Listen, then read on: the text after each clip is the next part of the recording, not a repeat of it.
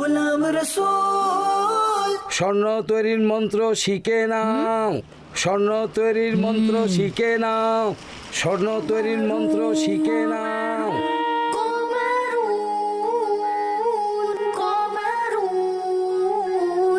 قمر سيدنا النبي قمر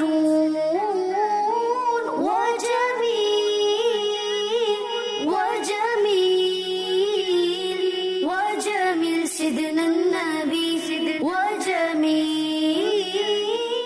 প্রিয় ছোট্ট বন্ধুরা, আপনারা কি জানেন 12 রবিউল আউয়ালে আমাদের প্রিয় ও সর্বশেষ নবী সাল্লাল্লাহু আলাইহি ওয়াসাল্লামের শুভ আগমন হয়েছিল।